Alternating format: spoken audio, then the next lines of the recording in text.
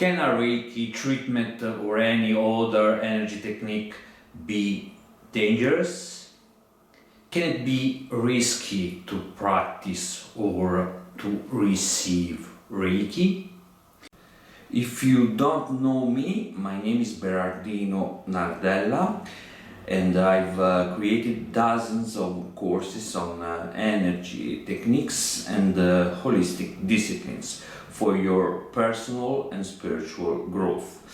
In the description you'll find a link to my free course, Meditation and its Secrets, where I explain how meditation is actually a genuine energy technique and how you can use it to your advantage.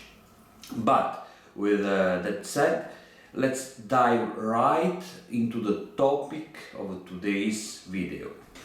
The answer to this question is yes, it can be dangerous.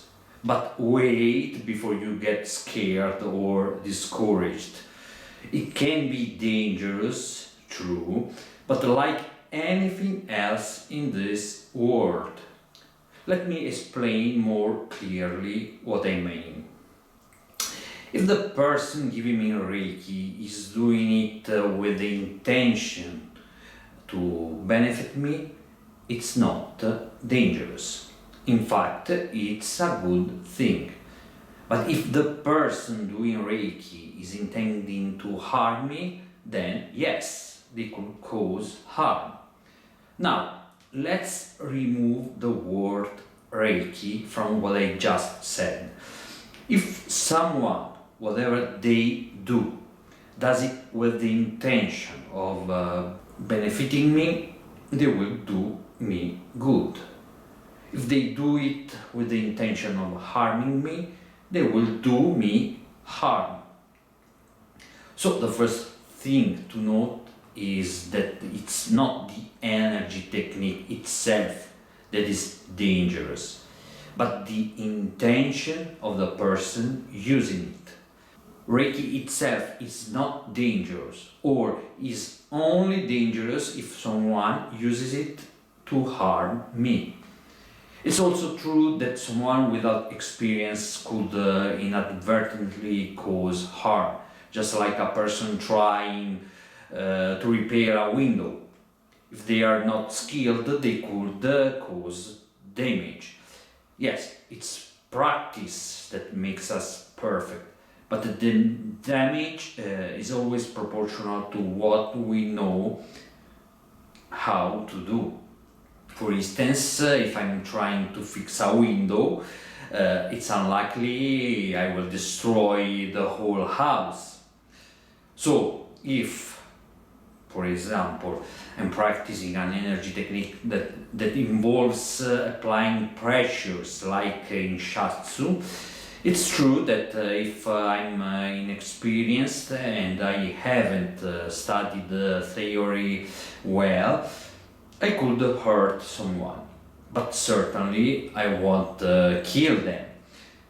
In Reiki, where there's often no physical contact, there is no risk of that kind, but there can still be energetic risks. For example, if I perform Reiki while I'm very anxious, it can happen that the person receiving the treatment feels anxious for a couple of days afterward.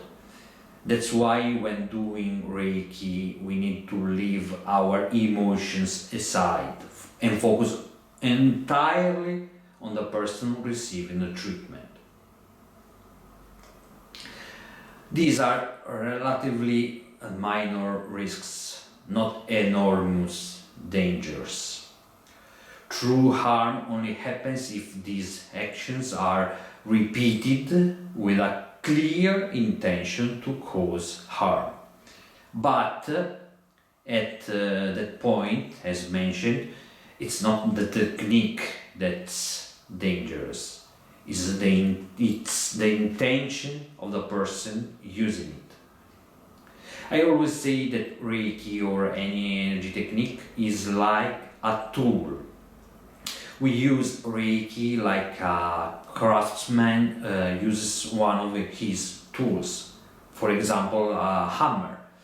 A craftsman can use a hammer to do his work, but he can also use it to hit me over the head. It's not the hammer that's dangerous, it's the way it's used.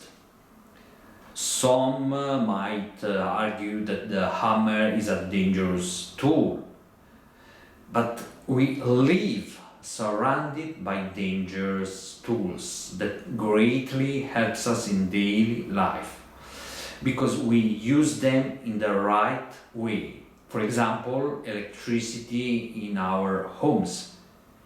It is dangerous, as is gas, and even water can be hazardous.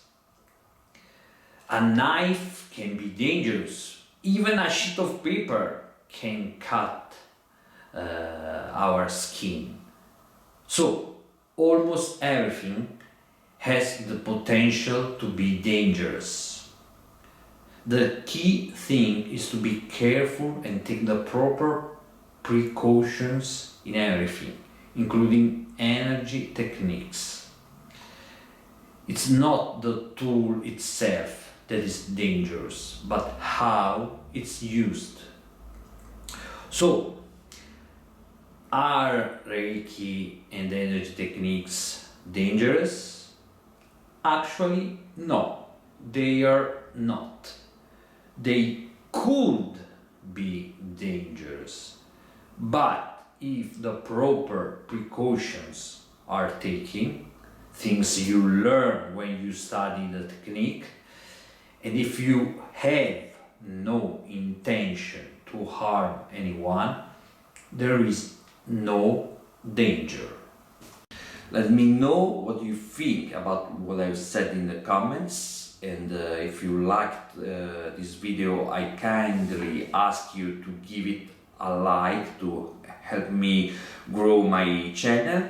With that said, I say you goodbye and see you in the next video.